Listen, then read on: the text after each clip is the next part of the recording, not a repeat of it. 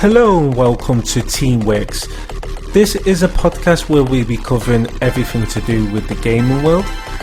Each episode we'll be talking to people like ourselves. If you're a streamer or you're just a casual gamer that just wants to talk about gaming, we'll be talking all about everything to do about gaming, and from time to time we'll be talking about Marvel stuff as well. So if you're a big Marvel fan, we'll be talking about that.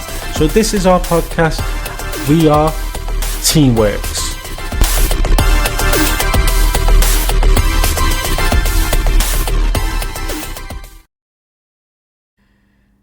Hello guys and welcome back to Teamworks.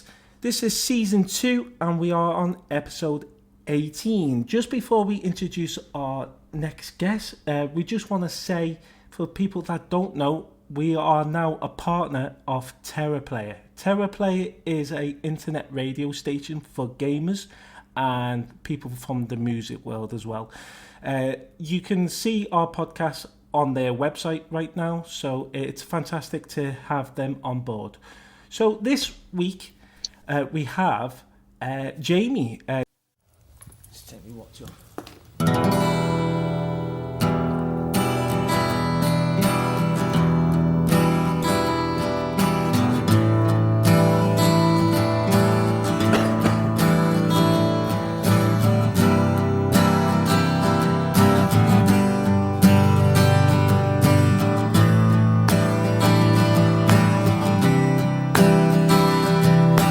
Sitting on my own, chewing on a bone, 1,000,000,000 miles from home, when something hit me somewhere right between the eyes. Sleeping on a plane, you know you can't complain. Jamie is a gaming developer, and welcome into the podcast, mate. Welcome. Yeah, and nice to meet you both. Yeah, I'm Jamie. I've been working in games for about 14 years at this point, and I'm more on the game design kind of side for a AAA studio called People Can Fly. So most people know them from Bulletstorm and the Gears of War Judgment kind of franchises. Oh, nice. So just before we get on to questions and that, just tell me, Phil, and our listeners just a little bit more about yourself, if you don't mind.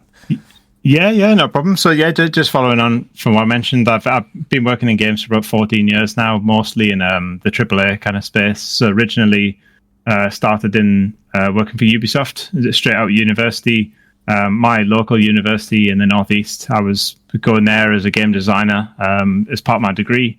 And shortly after I finished university, this was about 2010, the tail end of the 360 kind of PS3 era, I got a job at Ubisoft working on Driver San Francisco. And I've basically been in kind of games ever since, but working on a whole bunch of stuff, ranging from The Crew, kind of big open world driving game, to The Division. Shortly after that, working on the FIFA franchise for Electronic Arts, and then more recently working on Call of Duty with Activision and a heist game called Hood Outlaws and Legends, which was on PS5. So I've basically experienced kind of all the consoles from the 360 onwards, except the Switch. The Switch is the only console, unfortunately, I've not had a chance to work on just yet. Oh, nice one. So you've worked on like Driver San Francisco and The Crew and stuff like that. That is amazing, that, mate. Yeah, cheers. I mean, it's one of those where you, especially when you work in AAA games, you don't necessarily get the choice of what projects you get to work on. But my first kind of role coming into games was the Driver San Francisco franchise. It was the latest entry at that time. I think it had been announced. It had been several years in kind of development, and I was there for the kind of final 18 months, and we had a whole bit substantial stuff to add to the game in terms of kind of the chase missions. There's a bunch of, the movie challenges, the camera system for the dares. There's a whole bunch of stuff I was involved with. And then The Crew kind of came up shortly after that, which was the Test Drive Unlimited team. They got hired in by Ubisoft to basically make their own version of Test Drive Unlimited, which became The Crew. Oh, absolutely fantastic, because I remember Driver San Francisco. I had that game. That was a brilliant game, by the way. I really enjoyed it, because I remember Oh, not a problem. But I remember Driver 1 and Driver 2, which was on the original PlayStations, and they were just fantastic. And then when I seen that the PS3 was bringing another one out, I was like, wow, this is amazing. And we have one of the people behind the game, which is amazing. Yeah, it's pretty good fun. It was a big team, that as well. I think it was like 100 people, maybe more, kind of at its peak. But you're right. I think by the time it came out on PS3, it probably didn't have the best kind of tail end, from kind of the Driver 3 kind of side. 1 and 2 is great. 3 maybe tailed off a little bit. But I think Driver San Francisco, even now, is very difficult to get a hold of, but it holds up kind of really well, despite the fact it's near enough 15 years old at this point. It's really good fun. Nice one. And have you been called up for another Driver game, or can you not say? No. I mean, unfortunately, in terms of my current kind of roles, there's not much I can say about that. But in terms of the Driver franchise, you'll see it with a bunch of stuff where franchises almost get put to sleep sometimes, or they're just on a temporary kind of freeze. So, if a franchise doesn't necessarily sell as well as it could do, or it's not as received as well as it could, they might just put it on ice for a kind of a couple of years. And obviously it's been more than a decade now, but at the same time, the way Ubisoft used to be was they almost had one game per genre. So if you've already got the crew, then there's not much reason to have, another driving game. So for the moment, I think it's just being kind of put on ice. It may or may not resurface at some point. But also, I don't work for Ubisoft anymore, so unfortunately, I don't have any insights. I'm just wild speculation on my part.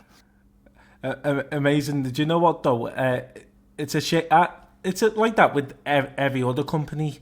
You see games that you think, oh, they should bring another one out, but they haven't done for years, and then all suddenly you might get like, leaks saying that there's going to be another game eventually. But did you ever play, Phil? Did you ever used to play the Driver games? No, because I never had the PS3. But I think it came out for Xbox as well, or is that? Am I thinking wrong up there, or did they come out? Yeah, for Xbox? Yeah, it was on the original ones were on the PlayStation. I can't remember about Driver 3, but what that was on. They did have the PSP version, which I think was there was Parallel Lines, and then there was Driver 76. There was 2 different ones. I forget which platforms they were on, and then Driver San Francisco was PS3, Xbox 360, I think it'll be at that point, PC, and then they had not the Switch, they had the Wii version, but the Wii version had the same name, but actually it was a different game. It was like old school kind of 16-bit versus 8-bit kind of era. You had the same game, but it was, different depending on what platform, but it wasn't on anything else kind of beyond that. Yeah, I do remember Driver 3 was actually on the Xbox, and the reason for me coming across that was I used to help out in a local charity shop, and I seen the game for Xbox, so I bought it. I only got it for like £1 something, so I thought, wow, might as well. And that's how I knew that Driver 3 was on Xbox. Nice bargain as well for £1. Isn't it? Is there any questions you would like to ask Jamie, Phil?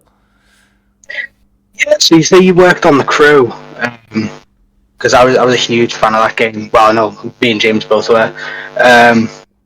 So how long roughly did it take you working on it? How long were you working on it for? Because that was a big game, to be fair.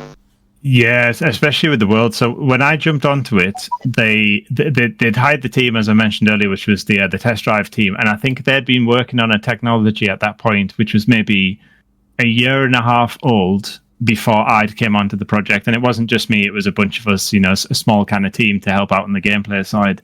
And what they had in that year was they had Detroit, which was the first city.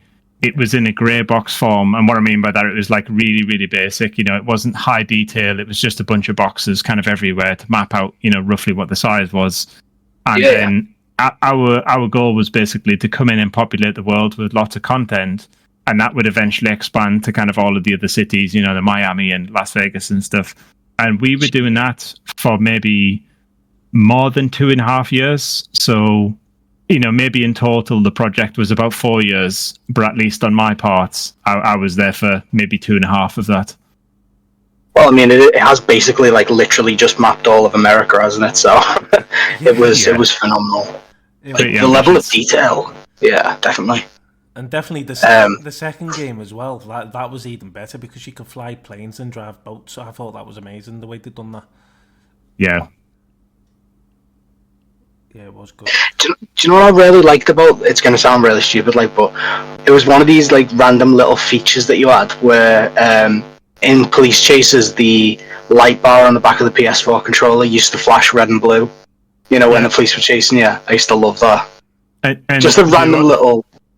Those little touches. Yeah, and I tell you, I know the person who came up with that idea, and it was me. So this is no joke. Yeah, I'll tell you a quick story about that actually, because it's funny you bring that up. So at the time, the Crew originally was supposed to be a launch title for PS4. So we got access to the dev kits, and the idea was that the Reflections team, so they're the Newcastle team in the UK that was working on it, and then you've got Ivory Tower, which is the Leon team, which is kind of the lead studio. They separated the platforms per studio, so we had ownership of the PS4 version, they had ownership of the Xbox version, or what would become the new Xbox at the time.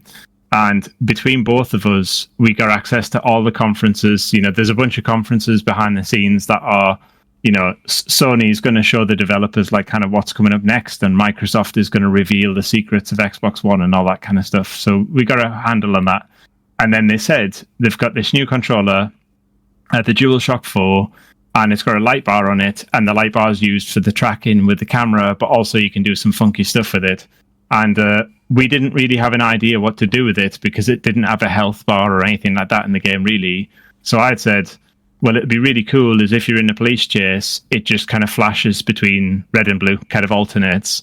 And I think around the time when the PS4 finally came out, Tomb Raider got some really big articles kind of going, because they had a thing where if you were close to fire, it would kind of show fire colors. It would go like yellow, orange, red or something, if you were holding up a torch or something.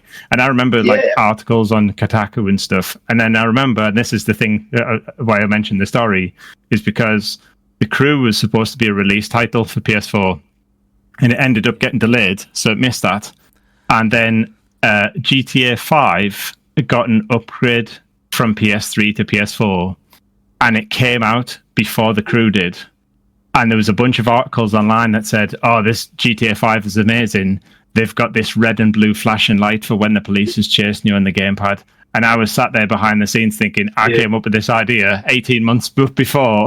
Nobody knew about it. And obviously the game came out after GTA 5. So GTA 5 got a lot of the plaudits, those little touches. But we already had a bunch of them. It's just that we were late to the market. That's devastating, man. That is amazing though that you came up with it, though. Yeah.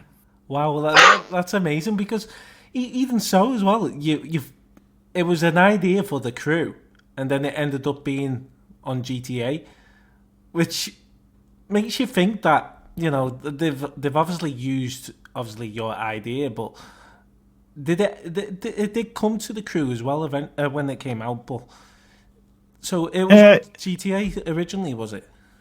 No, it wasn't on GTA 3. And I should say that this is not me saying GTA stole the idea. What you do find, especially in games, is that a lot of people will have the same kind of ideas. There's on the PS5, for example, there's a bunch of different games that use the triggers, and the triggers get harder to push, the less stamina that you have with the character. Yeah. There's a bunch of different games that have that, but it's not like one game stole it from another. It's just that in some cases it's like coincidence. But in this particular case, GTA 5 didn't have it on PS3 because obviously on PS3 it was just the DualShock 3 controller. It didn't have the fancy kind of light bar and a few other bits. And then when GTA got ported to PS4, then you also leverage all of the features of the PS4. You get the new dashboard kind of interface, you get the new trophy sets, you get the new flash light bar. You get the touchpad. The touchpad wasn't on the previous console, because that's the other thing we did on the Crew is the touchpad for the map and a couple of other bits and pieces I'd done, aside from a lot of gameplay stuff, because I was involved with the skills. That was the main thing I was looking at. It's the skills and the awards. We also did the radio stations as well. So like picking some of the songs, giving the stations the names. So that K-Beef station, if you remember that one, that was an idea that a bunch of us had. So like we were all in the room, came up with what that station would be, what it would be called, and what's the type of songs that would be on that station. Wow. Amazing. Yeah. Amazing. Absolutely amazing, because we loved that game. And then just the fact that we got someone that made it, was part of the team behind it. It's incredible. I didn't think we would get a chance to speak to a really good person that's worked behind the crew games. So yeah, it's unbelievable, mate. And that's going on to my next question, basically, as well. Is when did you start coming into the gaming development side of things? What year was it?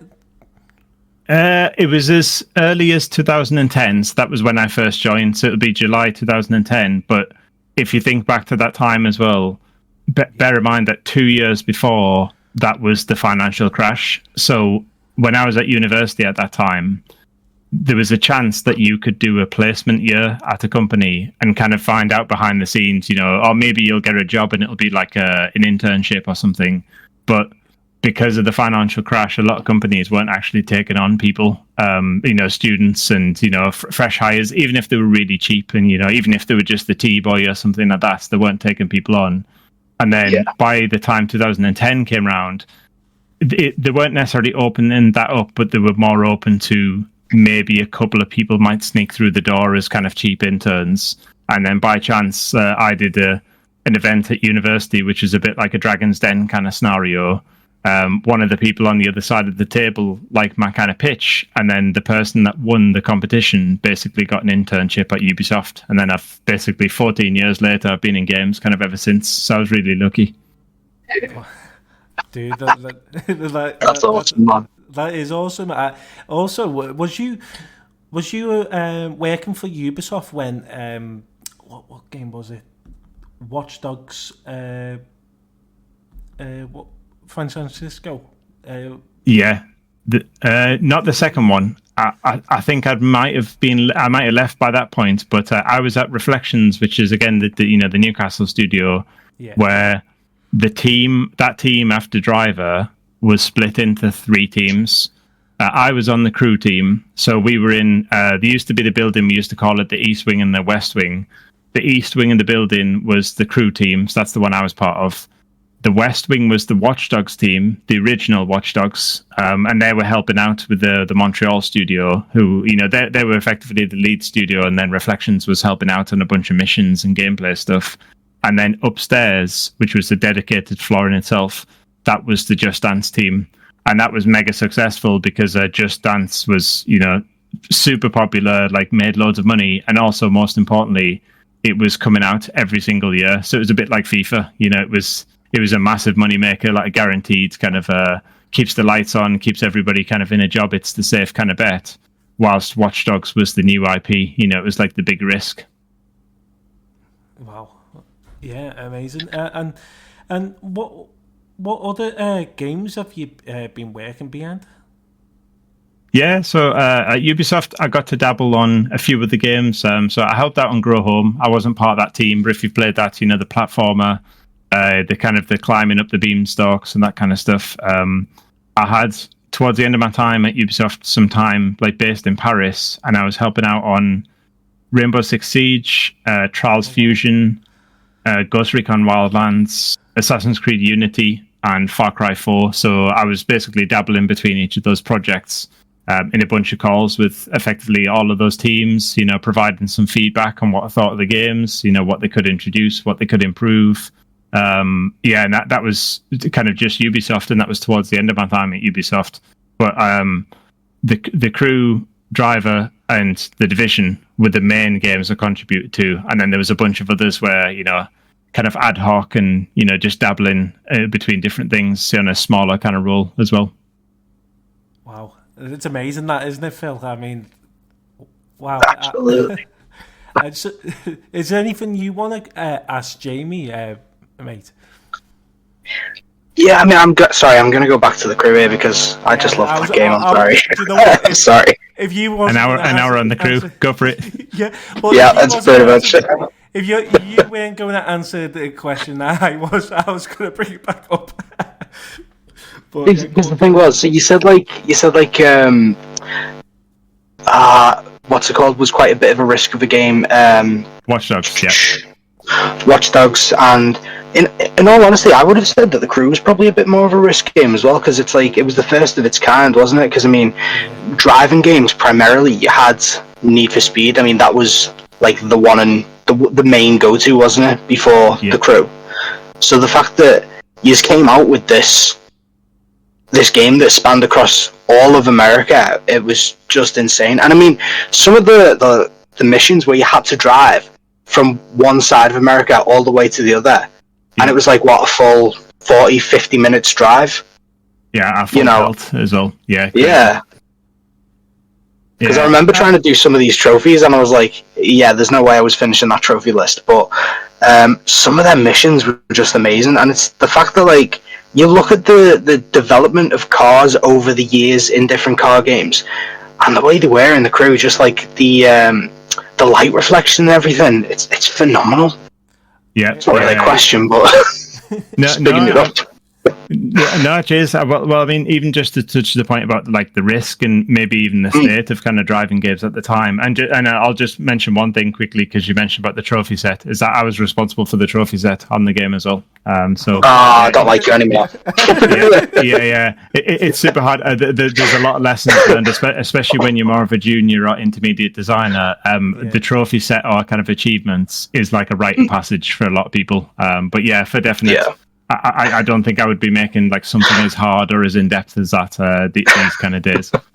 But to the original point, so if you go back to like, you know, that maybe 2013-ish, you know, when the game was maybe coming out or we were in development. So when you look at like Xbox, you've got the Forza franchise, and then PlayStation, you've got Gran Turismo, you know, Nintendo's got Mario Kart, and then, like you said, you've got Need for Speed, and that covers kind of the broad spectrum. And really, at the time, that was your choices, pretty much. I mean, there was other driving games, but you know, it's one of those four. If you don't play those four, you're probably not playing a driving game. And then they got these guys in, you know, that worked on Test Drive 1, and I think that was Test Drive Unlimited. It was the same studio that did Test Drive 2, but most of those developers that did the first one had already left, and they went on to basically make the crew. So if you played Test Drive Unlimited, that was effectively like the crew 0.5, or you know, the crew is kind of like Dark Souls, but you know, Test Drive Unlimited is like Demon Souls. You know, it's like the precursor to it. So they did that, but the thing with it now is, and you know, even at the time, there wasn't really an open world driving game where you could pretty much go anywhere, because when we were in development, even forget the PlayStation one, but on Xbox you had Forza Horizon. There was one on PlayStation, no, Drive Club, that's the one. So even those two games, even though they had super high fidelity kind of licensed cars, you know, they had online multiplayer and a few of the bits and pieces, they were predominantly track based. And I think it took until Forza Horizon 3 to actually go off road. And yet the crew had already done that kind of like 3-4 years before. And even the things like the skills, do you know that skill that was in the game, the escape skill? And you've got to drive away from the giant kind of orb, and you've got to kind of escape from it. We come up with that, and we put it in situations that were like super difficult. So like you're barreling down a hill and like avoiding kind of trees and stuff. About 4 years ago, there was a GTA 5 update that took that entire mechanic wholesale and introduced it in GTA 5, and everybody was like, this feature's amazing. But again, the crew had it like 10 years ago, and that's what I worked on. Like I helped come up with that stuff, so it was pretty good at the time. But just when you said it's kind of a risk, the real risk at the time was, I think the best days at that time of driving games had kind of been and gone. Really, I loved driving games on the PS2. Mid to late PS2 to early to mid kind of PS3, I think was probably the best ever time for driving games. And you've got like Vigilante 8 and a whole bunch of rally games and the Burnout series and, maybe some of the best Need for Speeds, Smuggler's Run, you got a whole bunch of stuff. And then the risk with The Crew was it's not one of those 4 games that I kind of mentioned earlier, and it's open world. And if it's open world, it means you need to fill the world full of content. So that's exactly what our job was, for all these different skills kind of everywhere. But that's the risk really, is just, was there an audience to play a giant game set in a big empty world and to kind of, in some cases, make your own fun in that kind of space? Yeah, I do you know what? I have to admit to that. And you're talking about all the other racing games. I loved Need for Speed and I love Forza Horizon because I've managed to play that as well. But it doesn't beat The Crew still. The Crew was just one of them games that you could chill and relax on for hours. I mean, me and Phil used to play it for, God, we used to go on it early in the day and early in the night, and we used to be on it until well after midnight. All hours. Hours in the morning. Because it was just a fun game to play on, especially when you're playing with your friends as well. It was better playing with your friends because obviously you're driving around, you're doing missions with each other and all that. And yeah, I do like Need for Speed. I like Forza Horizon. I like them games, but The Crew, without a shadow of a doubt, is one of the best driving games I've ever played. Oh, nice. That's high praise. But yeah, and it's got me thinking now, Phil, we should go back on it again. Straight after the call. Yeah. Yeah. But honestly, it was just, I mean, what was your what was your best mission you played in that game, Phil? But I thought the mission we did, when we went on that dirt track, I thought that was pretty awesome. Do you remember the one? I couldn't tell you which one. I couldn't remember them, but I do remember one race going all the way from one end to the other, and it was literally about a 50-minute drive, 45-minute, 50-minute drive, and I must have done that race about 4 or 5 times to get the right time and the right place in it, and I absolutely loved it. I hated doing it multiple times, but it's the fact though that like I played that same mission consecutively until I got it, and there's a lot of games where if a mission lasts that long, you are not going to replay that mission, no. Time after time, like. So, but the fact that, like, with driving games, there's something about them that has that kind of replayability, because, I mean, the whole thing is just driving anyway, so regardless of whether it's the same map or not, and especially when, the race itself is that long. Yeah. But yeah, that was my favourite. Yeah, because even that, say, that 45 or 50-minute mission, if you think of it in kind of the modern era, if somebody failed that, maybe even after 5 minutes or 10 minutes, they probably wouldn't replay it anyway. But realistically, if you've got Game Pass, that is a really good way for people just to say, I'm just going to rage delete this game and just save the space. And I think that's like the more modern kind of style. So it can be difficult, because if you've ever played the Trials games, they have a mission on that called Giga Track. They always put it on. So the levels are always kind of 30 seconds each. It's a trial biking kind of game. But the Giga Track level is like 15 minutes instead of 30 seconds. And it's one of those where if you make a mistake in the first minute, it's probably okay. If you make a mistake at the 11th minute, you'll probably skip that and, come back to it next month or something. And that's only 15 minutes. The stuff you're mentioning on The Crew is a high-spec car driving from the tip of Miami right over to, wherever's on the West Coast. I can't remember. It might be Los Angeles or something. And yeah, it takes like the best part of an hour. Yeah. Do you know what? You talking about the Trials game there, I actually remember that. You had to be almost correct on time, didn't you? Otherwise you had to go back all the time. But it was a really good game as well. I really enjoyed it. And then they brought a newer one out, didn't they? I'm not sure whether I tried that one out, but it seems like a really good one. Was that Trial Fusion? Was that Fusion? Yeah. That was the latest, was it? I think it's got a different name, the latest one. I think Fusion's the third one. I think it's HD, HD Evolution, Fusion, and then Fury, is it? Is it Trials Fury or something? And they've done a mobile one as well. Maybe I'm confusing it with the mobile one, but there's definitely at least 4 at the minute. Yeah. Did you ever play that game, Phil? I tried Fusion. I'm not sure about Fury.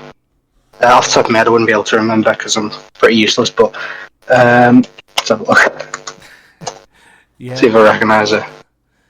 But no, it was a good game. I mean, I used to play on it all the time, but it was one of them, like you say, you had to be almost correct on time, otherwise you got sent back to the start, didn't you? And that was one of the frustrating things about that. But it was one of them, you wanted to do it and do it over again just to try and complete it. So, yeah, I mean, you could have given up, but like you say, you go back on it in a month's time and try it again, wouldn't you? Yeah. And it is enough to restart. But the other thing is, the reason I mentioned Trials as well, is because at the time, 2 quick stories related to the crew is, one is that everybody on the team at that time was obsessed with Trials Evolution, and the way that we did the scoring system on the crew was almost directly inspired by that. So, when you see the medals kind of going across in the top corner, and the way they kind of flash up with the line, that's almost identical to how they did it in Trials. The only difference is that it was in the top left corner, and it was very difficult to see whilst you're driving, because obviously you're looking at the centre of the screen. But another thing that happened around that time was there was a guy I was living with. There was a couple of us that were doing a house share straight after university, and he'd never played Trials before. But for both of us, we were both working at Ubisoft at the time. He had a PS3, I had an Xbox, so I had Trials, and he had some other stuff, some different games. And he never played Trials before. And because we were on different teams and different projects, sometimes his holidays wouldn't match up with mine. So he would have access to the house, and I would just say to him, "Oh, hey, feel free to play some Xbox or play some Trials or whatever." And I'd almost completed the game. I'd set like all the top scores. I'd put all these kind of leaderboard scores down. And in the time that he'd never played it, and maybe on his week off, he completely hammered it on my account, beat all of my scores, like all the times, on my own account, not a fresh account. And then I had to go back and beat all of his scores, like on top of that, when it was my turn, to be off. Because obviously, different projects were busy at different times. But that's the other thing that I remind myself around that time as well. Amazing. So we've gone from, talking about the crew and all that. But the next question I wanted to go on to is basically, obviously, talking about gaming and stuff like that. What was your first console you ever played on? Yeah, so I was born kind of late 80s, so my first console was the Master System 2. So I got that around the time where like the Mega Drive was in the ascendancy. So the Master System was basically very cheap, and also the games were kind of very cheap as well. And I had a couple of neighbours and like family friends who had a SNES, that had a Mega Drive and a bunch of that stuff. But I basically had a Master System from probably when I was maybe 4 or 5 years old, right up until the release of the N64. So I had a Master System kind of from the early 90s to kind of, 97 or something. I almost skipped like a generation because I never owned a 16-bit console, and I chose N64 over PlayStation. So I didn't really experience a lot of those games until later either. Oh, nice. So... Phil, you did it the same, didn't you? You skipped the PlayStation 3, didn't you? You went from the PlayStation 2 and skipped the PlayStation 3 and then went on to the PlayStation 4. So you missed out on some of the games that came out for the PS3. I did, yeah. Yeah, I completely skipped the PS3. I think so when we were younger, we didn't have a lot. So then we had like the 64 and the Mega Drive for a lot longer than everyone else did because they'd moved on to other stuff. And then when it came to the PS2, we had a PS2 and an Xbox and had that for so long, and then just like continuously played that. I've still got the PS2, like So we played that, a lot more than, and then just didn't get PS3 at all. Don't get me wrong, I had a go of it on like friends and cousins' houses, but never owned one myself. Yeah. So I get where you're coming from with that. Yeah, definitely. Because I think what did I skip? Well, I've always been a PlayStation fan more than the Xbox, but there is certain things I like on the Xbox, like Game Pass. Game Pass has been brilliant through the years, and backwards compatibility, that's been far better than it has on the PlayStation. I mean, I remember when the PlayStation 5 was announced, originally everyone thought it was going to be backwards compatibility with was it PS1, PS2, PS3 and PS4 games, but Xbox quickly looked up on this idea and thought, you know what, we're going to do it before PlayStation bring it out. So Xbox decided one day to say, system software update today includes backwards compatibility with your older games. So I think PlayStation went off the idea then. And I remember seeing a statement that PlayStation turned around and said, who plays older games now? Why we don't need it? And I remember. When I seen that, I thought, that is really bad, because how do you know? I mean, there's a lot of people out there that want to play older games on newer gen consoles. They don't want to go back and happen to have, plug another PlayStation in or an Xbox. They don't emulation. Want to do that. Yeah, they don't want to do that. They want to have one console that does everything. And I mean, the PlayStation 5 would have been a fantastic. To be honest, it would have been the console, the best console ever. I mean, it still is a really good console, but backwards compatibility side of things, Xbox beats it any day. Yeah. And on that as well, I think that the moment that you open the doors to the PS2 kind of library, you've automatically almost got a winner of a console. Because I know for the, when I was saying earlier about the that kind of era for really good driving games, it's not just driving games, but I think it's the PS2 in general. I think has more games ever than like any console in terms of like the number of games that were released on it. And I think around that time, the PSP is much the same as well.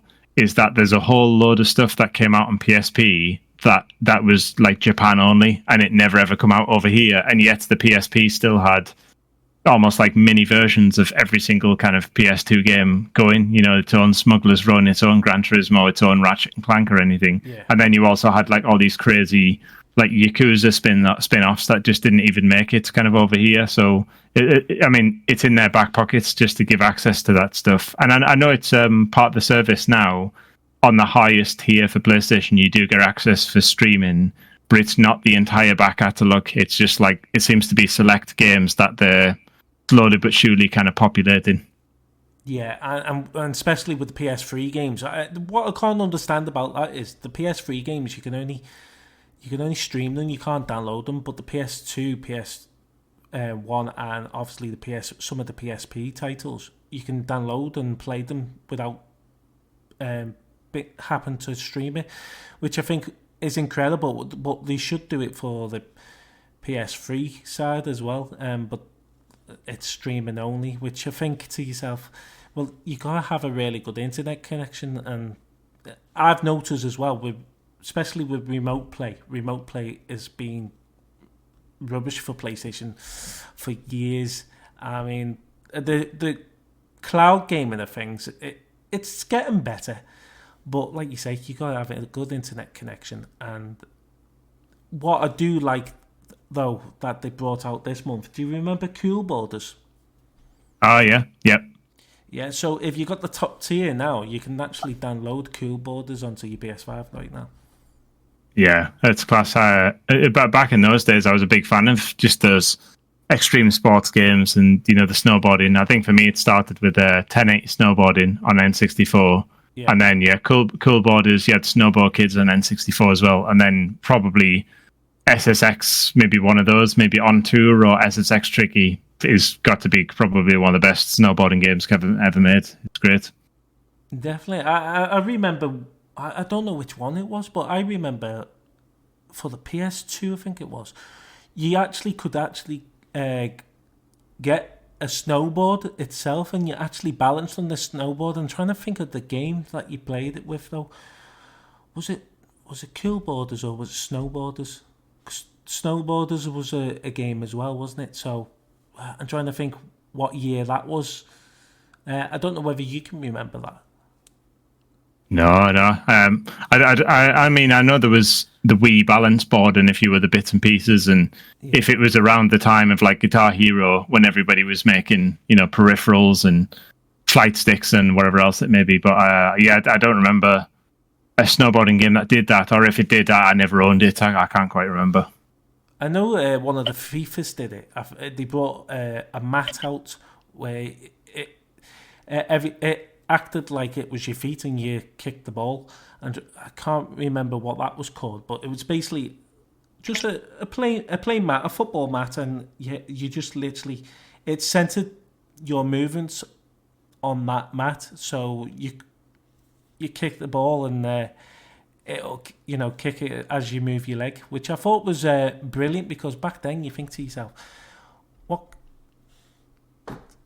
back then it was amazing, and you look back now, the graphics are awful when you think of it to today, but back then let's just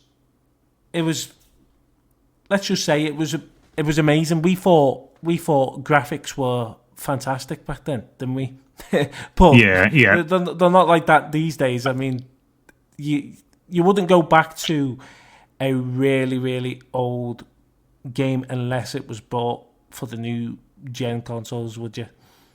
Yeah, I mean that's the good part about the streaming services, though. I mean, they do give access to that stuff, but then certain games, like say Shadow of the Colossus, you could go back and play the PS2 version. It doesn't control very well. You could go back and play the PS3 version, maybe as the trophy packs and kind of a couple of upgrades, but it doesn't look particularly great, compared to these days. Or you play the PS4 version, which is probably the best version all round, but then it's not the original. So I think they all have like kind of peaks and troughs. But the thing that you mentioned, that's exactly what I remember from Gran Turismo 3, like A-Spec at the time. Probably one of my favorite PS2 games. And then I used to like the replay mode, and you could change all the songs, for feeder and stuff like that. And watching that and thinking, bloody hell, this is like watching Formula One on TV. It just, even on a non-HD kind of screen at the time, it looked like super realistic. And you look at it now and it's like super fuzzy. The materials, the car's wheels aren't fully round, and, there's not enough glare on kind of the windows and stuff compared to what there is these days. But you don't know any different kind of at that time. And even the stuff that we have now, you look at it back in maybe 10 or 15 years' time and thinking, we thought that was realistic. And, look what's happening kind of in the modern era. It's just less noticeable these days because, you're going from HD to HD, or you're going from high fidelity models to high fidelity models, which is not the case like on PS2 to PS4. There's a massive leap between, two generations. There's definitely is, mate. I mean, we had someone on the podcast a few weeks ago, and he was talking about the first Nintendo when Nintendo bought their first like virtual reality type of thing out, and he said it I think it was back in the 80s. Yeah, back in the 80s, he said he got to try one of the first very like VR type of things.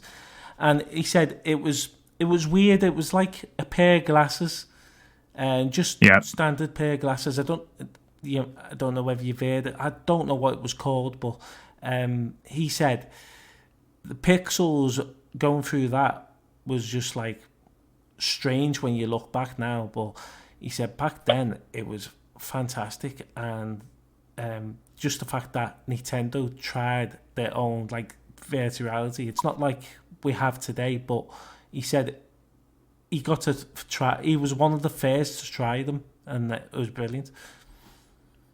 Yeah, yep. I don't know whether you ever seen a clip or you've ever tried them or yourself or. No, I think at that time, wherever that might be in like late 80s, early 90s, I've probably seen light guns and, some other, connections and things that you could put in.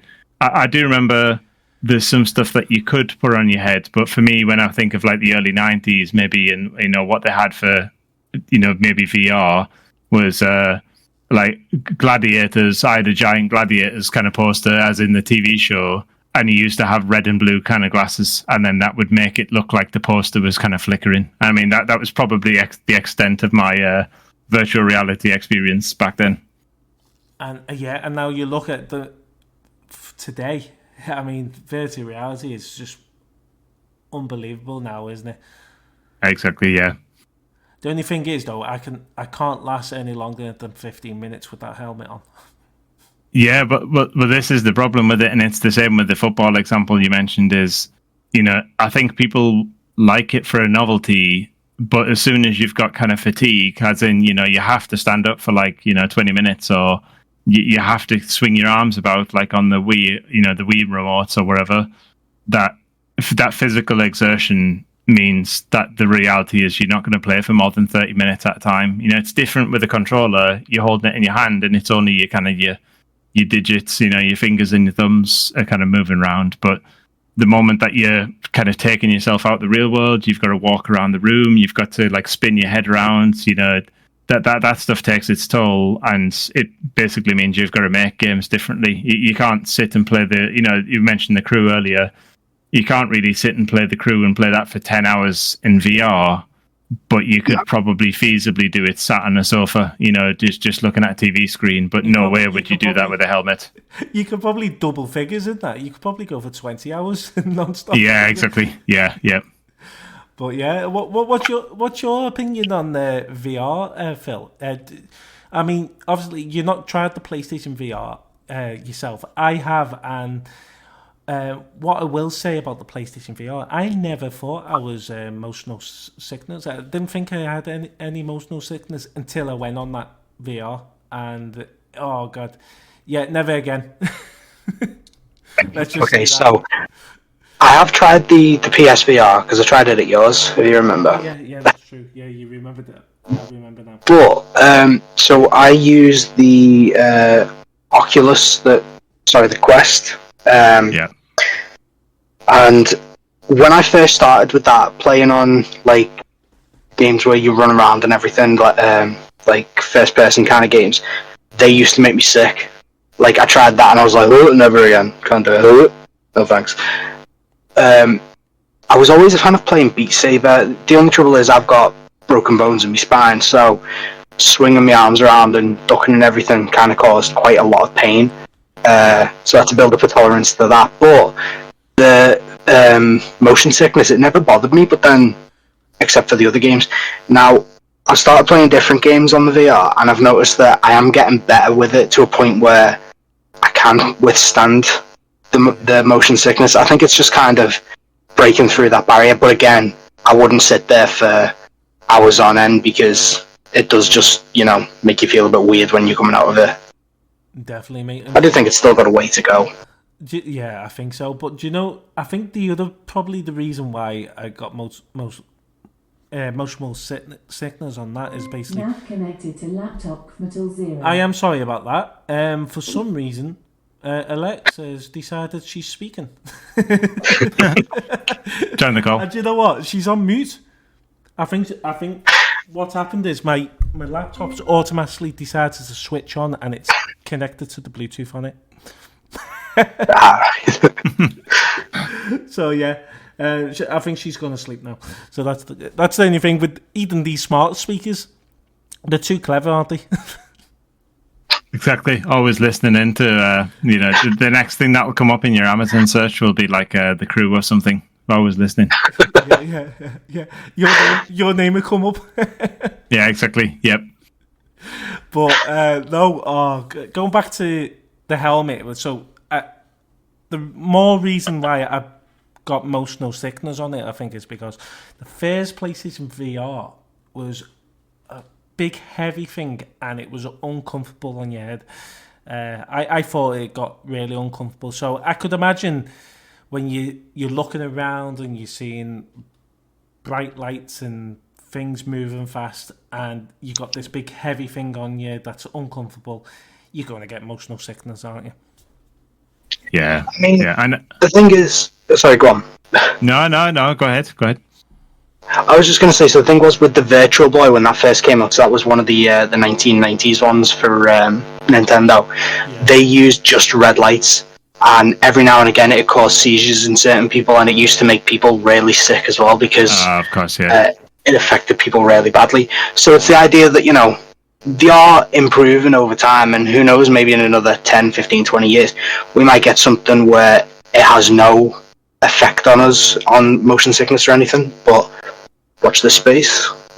You know what? Do you know what I want to see with a VR? I want to see them make everything inside a glasses.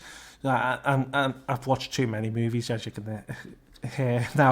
But no, you look at these spy movies and they have these glasses and they can see everything in them and all that. But just imagine that in a glasses made to be a VR, and it'll be comfortable on your head wearing it. Plus, you get all these reality still as you wouldn't get in the big helmets, wouldn't you? Yeah. And the other thing I was going to add, just to the point about the big kind of bulky thing on your head is just that, even if you do get it down to the glasses kind of size, the benefit there is that it's glass that you can see through. So it's not just taking you out of the world. It's almost like an overlay at that point. It's more like augmented kind of style.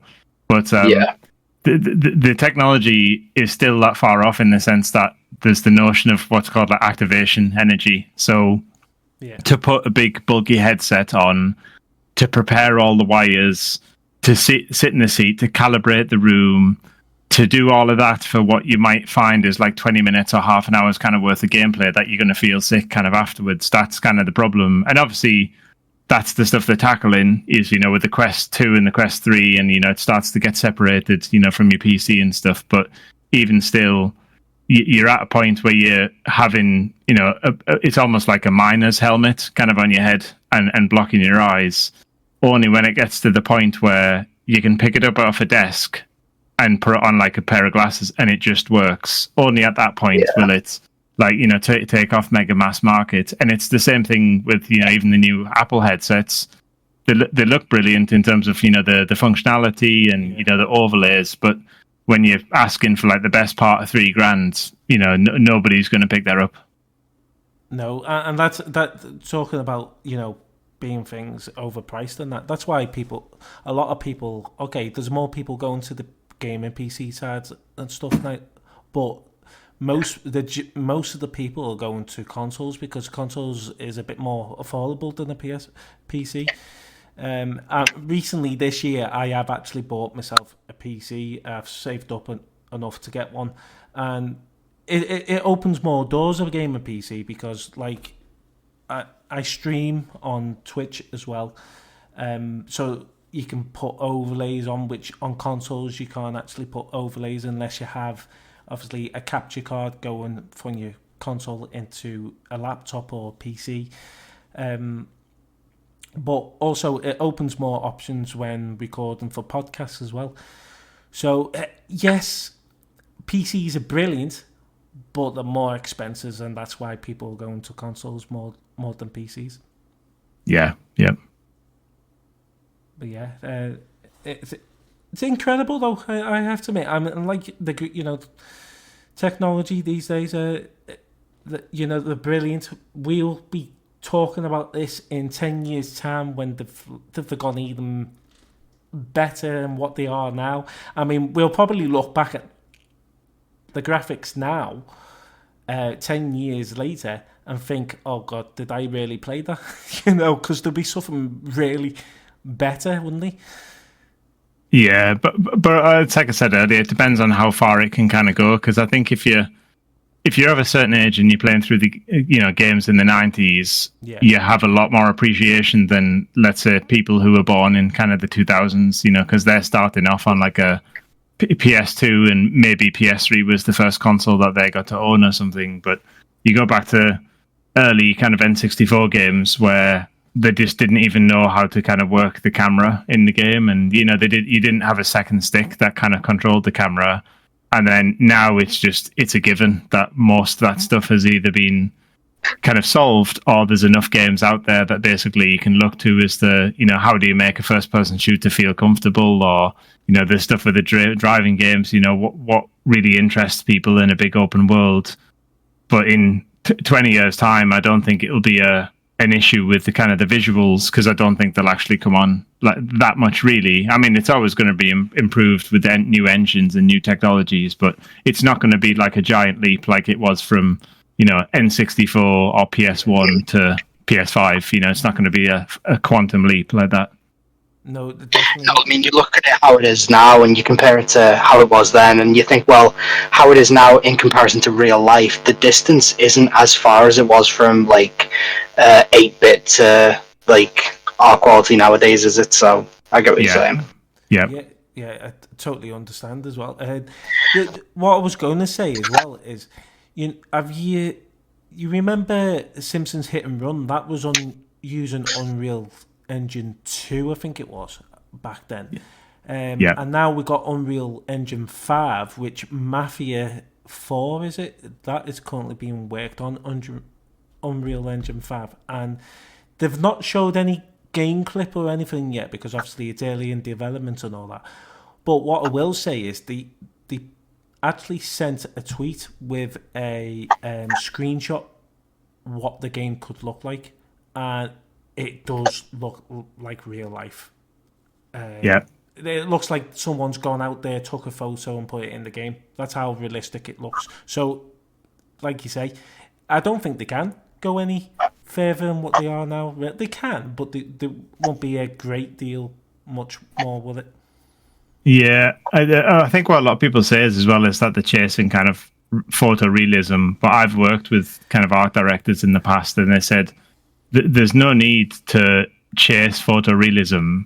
It's just inevitable. Like at some point, it will be so good that it will just be imperceptible.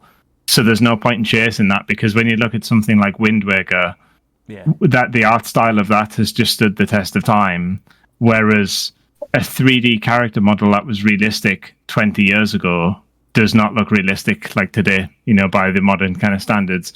But you're right, though, even that Mafia screenshot or the video that they showed the other day of the new Captain America game, it's when the character model, it captures the light just right. It's just the angle in a still image. You could be fooled by a still image.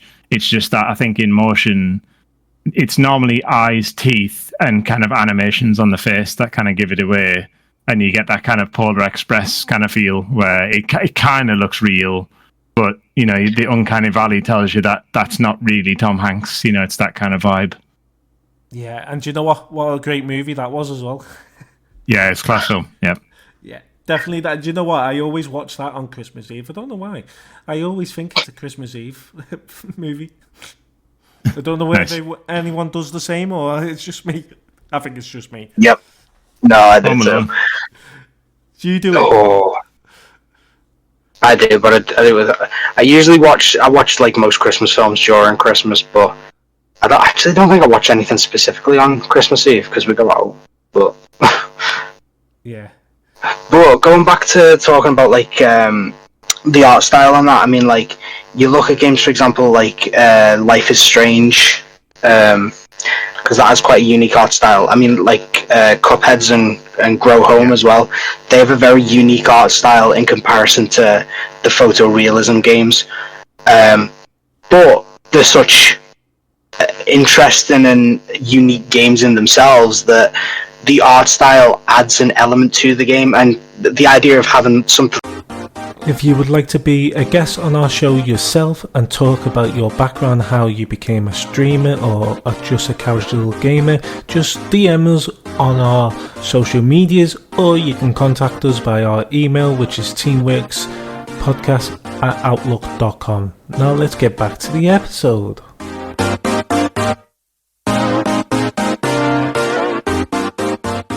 Like that as photorealism just seems weird. Same with some of the Zelda games. Like you imagine them as photorealism, and it might seem a bit weird. Yeah. But even in the newest Zelda games, you have this weird kind of style, which is a lot of the world is kind of trying to be realistic, but all of the things that you interact with and kind of the character looks like this strange kind of cell shaded kind of hybrid. It's not quite like Wind Waker, but you've got the kind of the mashup of the two. But also the other side of it is the Cuphead example, that is an intentional kind of choice. That's the directors are trying to make a cartoon from the 30s kind of thing. But then of another game like Grow Home, you mentioned that one, that originally started with a small team, and the small team couldn't make like high resolution kind of assets because they're small. It's not like there's 100 people. So that game looks the way it does out of necessity rather than kind of choice. And then it just turns out to be, actually the art style looks pretty cool. We can make, trees really easily. We can make rocks really easily. We don't have to texture a whole load of stuff. If we light it nicely, the game will just look great, even though it's what we call like a low poly kind of art style. But that was, they had like one hand tied behind the back, and that was the decision they made. And then it turns out that the game looks great because of it. Yeah. I love that, the fact that it's out of necessity and not out of a choice, because it did turn out really good regardless of that. And I mean, you just could have come out and been like, oh no, this was an absolute style choice. This is an art style. This is the reason why it looks like this. But do you know what I mean? And you could have got away with it, but yeah. I mean, there's some new games that kind of choose to say the way that you mentioned, which is like that Proteus that just came out, or this Bolt Gun as well.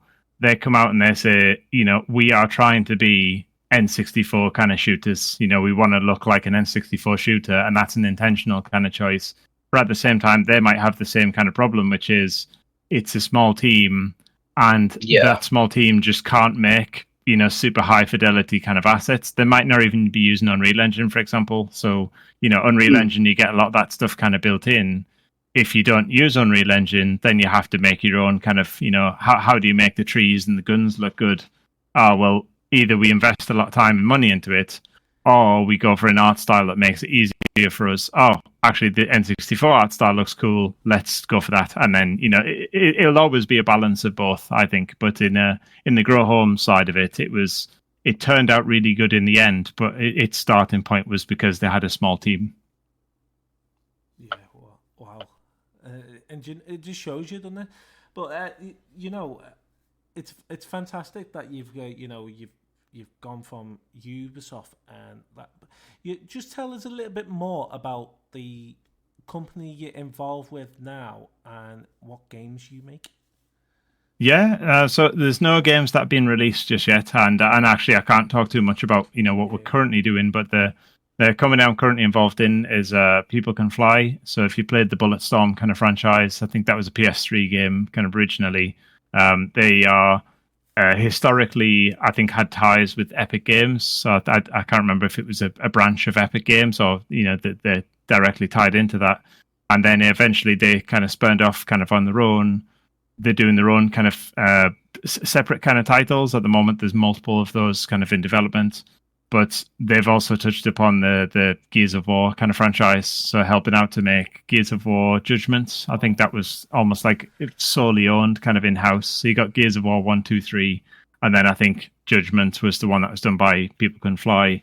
And generally speaking, it's a company that does action kind of shooters, but with over-the-top kind of elements. And especially if you played, Bulletstorm, it's that kind of thing. You can pull people towards you in midair, and you can kick them and then make them explode onto cactuses or, fly off cliffs and things like that. So it's a bit more like over the top kind of, in some cases, 80s kind of action style kind of games as well. As bad as that sounds, it sounds actually pretty fun, doesn't it? It does. Class Bulletstorm's great. I'll be definitely one of them that tries that game, wouldn't you, Phil? Oh, definitely. I'm intrigued by that. So, what game was just the top game that you've ever made? Probably my favorite, just in terms of it was a small team working on a short deadline, was a game called Hood Outlaws and Legends. So it's a third person stealth game set in medieval times. And the idea is that it's a Robin Hood kind of fantasy. You sneak into the castle with your kind of merry men, get the gold from the castle, and then escape. So it's almost like a heist kind of style game. The catch is that there is another team of real players that are also doing the same thing. So it's effectively like a competitive stealth multiplayer. And that game, the reason I liked it so much is because I liked Robin Hood kind of fantasy and the medieval kind of notion kind of anyway. I like bow and arrow kind of mechanics. But it was a small team on a new IP. It's a brand new game. It's a new franchise at that point. Working on PS5 because I quite like working on the new technologies. And then partially that was made during the pandemic as well. So it was, a combination of different things. And it's not the biggest selling game I've ever worked on, nor is it the highest rated game I've ever worked on. But I just loved it because of the lot of the stuff I've mentioned, the theme and the team size, and the collaboration was really good. Amazing. Absolutely amazing. Anything you want to ask Jamie, Phil? Before we end the episode.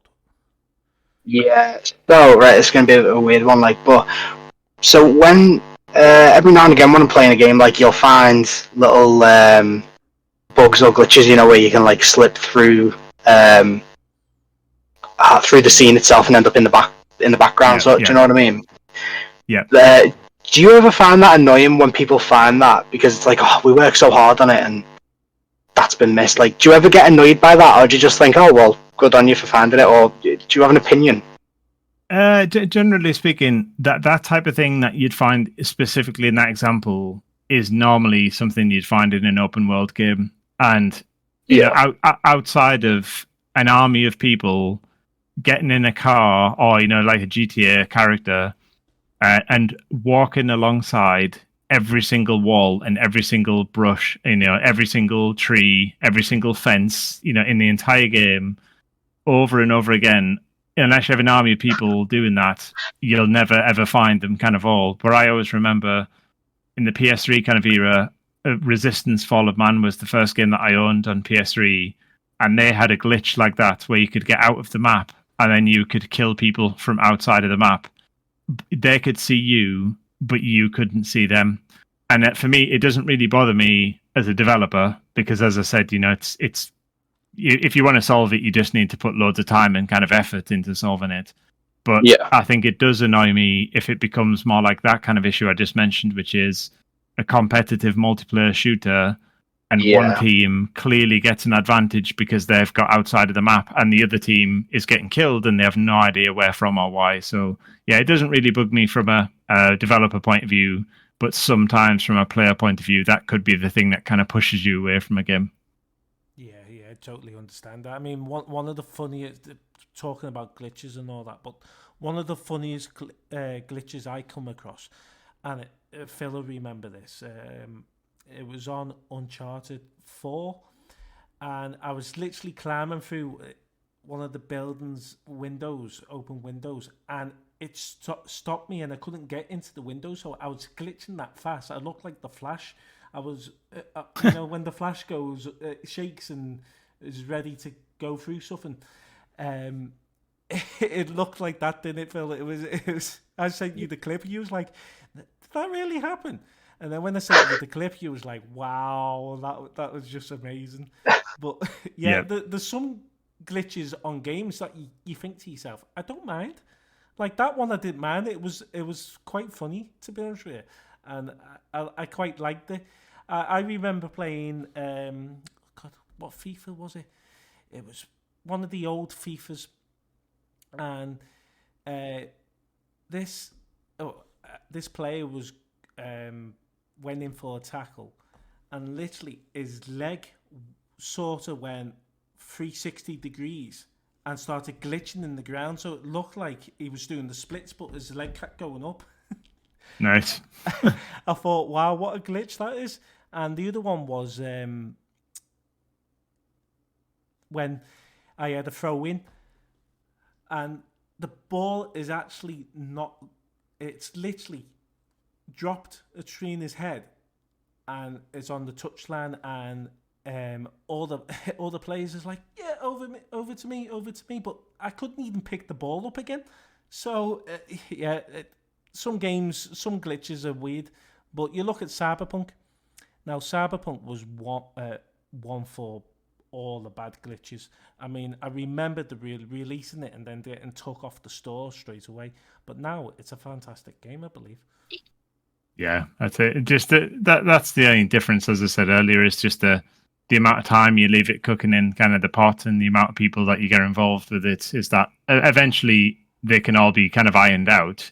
But you know, there's the markets, there's Christmas time, there's the demand from kind of players and stuff. You know, and the bigger the game gets, you know, the more of that stuff kind of slips through the net. So it's unfortunate sometimes. Yeah. But you know what? It's been amazing having you on the podcast, Jamie.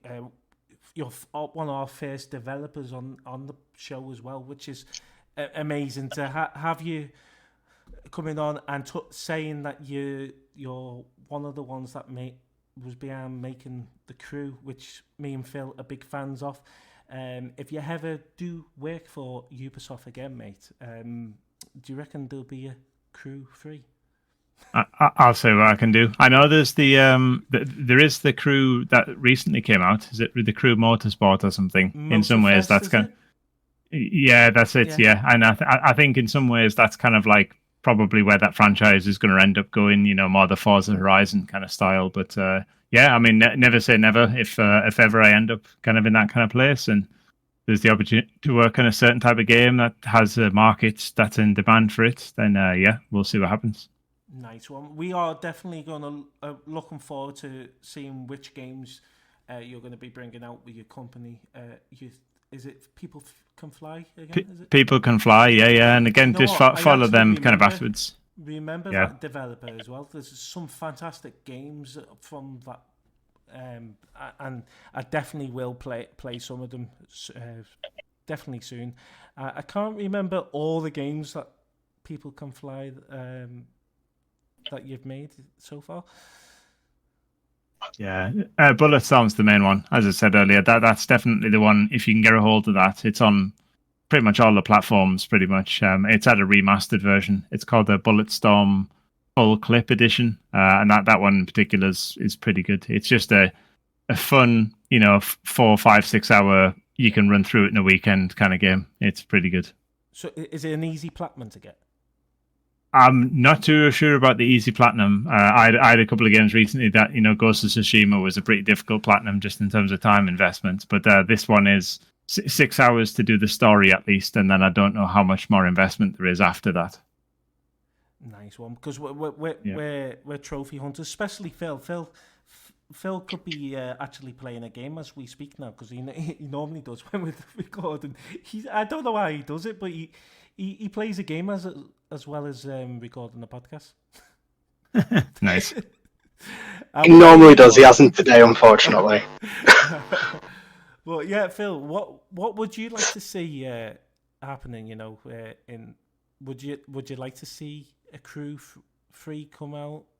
Would you like to see any other racing game come out? I mean, I would love is it Need for Speed Underground to be remade? Really? Yeah. See, I wasn't a huge fan of Underground. If it was a new Need for Speed remake, I'd want Most Wanted, me. Most Wanted. But I wouldn't mind a new Crew game. Do you know what though? A new Crew game, but in a different country instead. Well, they did it with Forza Horizon, then they mixed in the United Kingdom in it for the first time ever.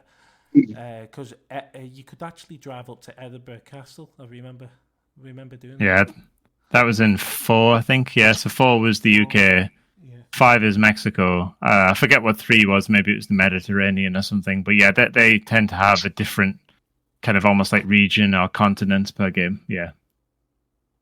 Yeah, definitely. Just a question before we get off as well is, Jamie, what do you prefer? Do you prefer action, adventure, or open world type of games? Only if it's done really well. I would say open world. I mean that's a whole other discussion, but I'm a big fan of kind of the Like a Dragon kind of Yakuza games recently, and I think they represent like the high bar for what an open world can do right now. Small scale environment, but full of interesting kind of content for you to kind of do. They take the best parts of some of the other types of genres, mini games and little karting kind of stuff. But generally speaking, if it's a good open world game, I would take that probably over most genres. Amazing. And do you know what? That I've never tried that game, so I'd definitely give that a look up. Yeah. Just there's some fantastic games. There's the gaming world is brilliant, and it never stops, does it?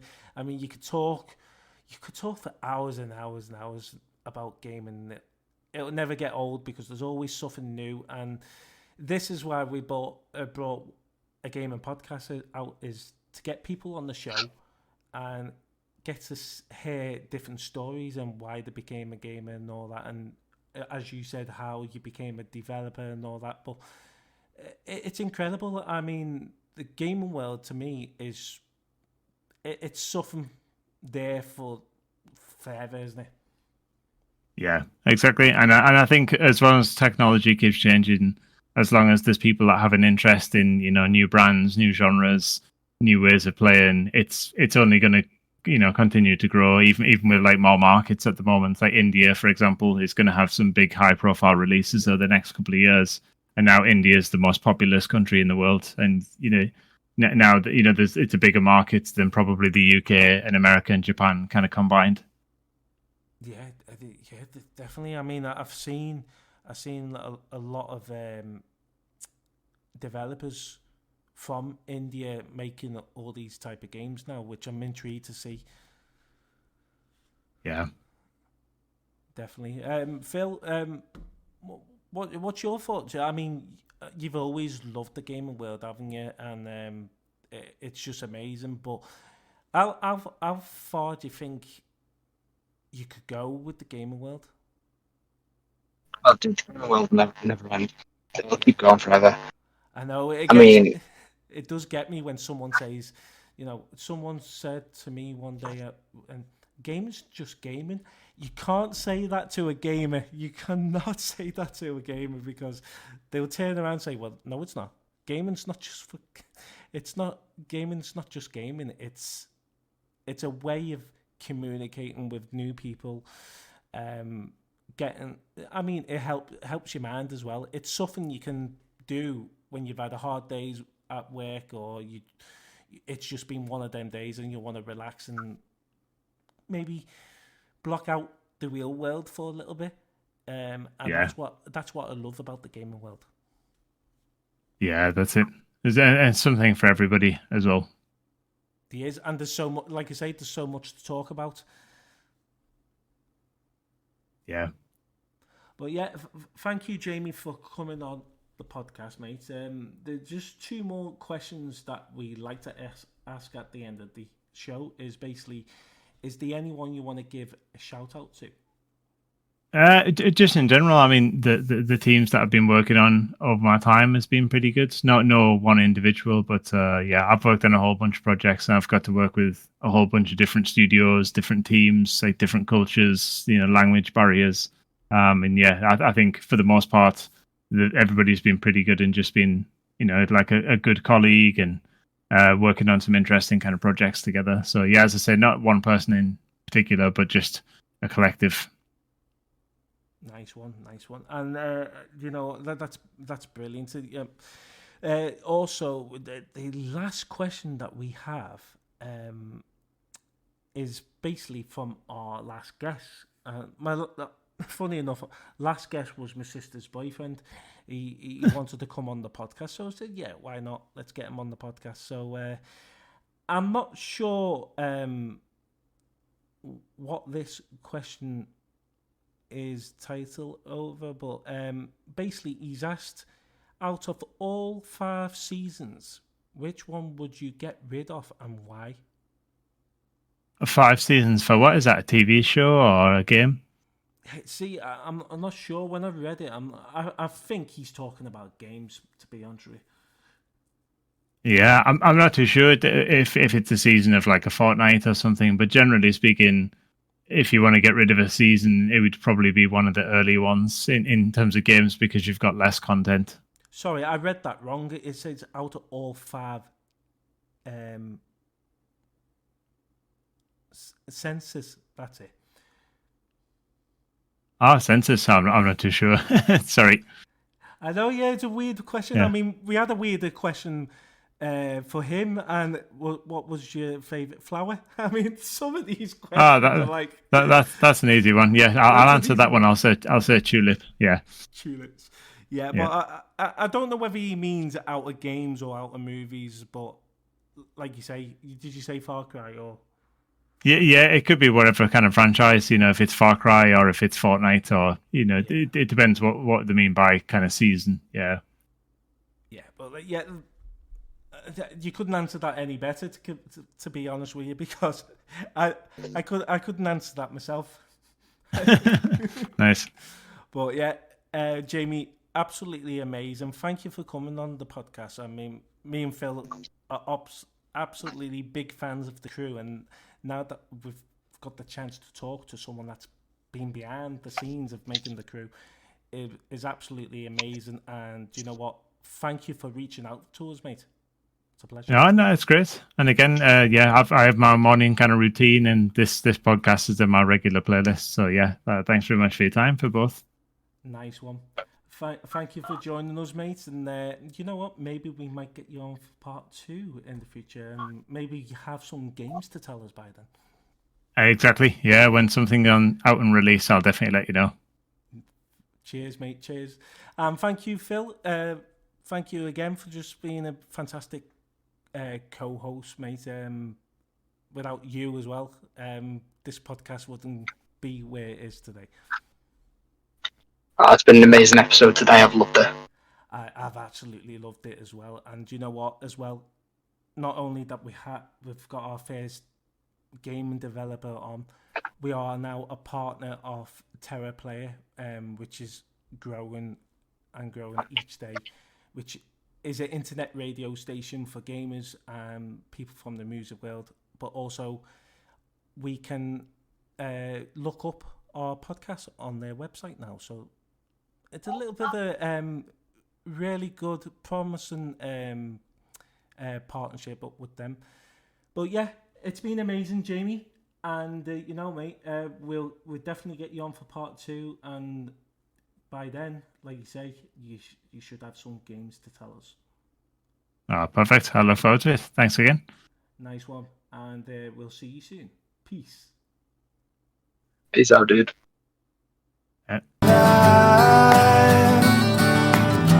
Until the morning light,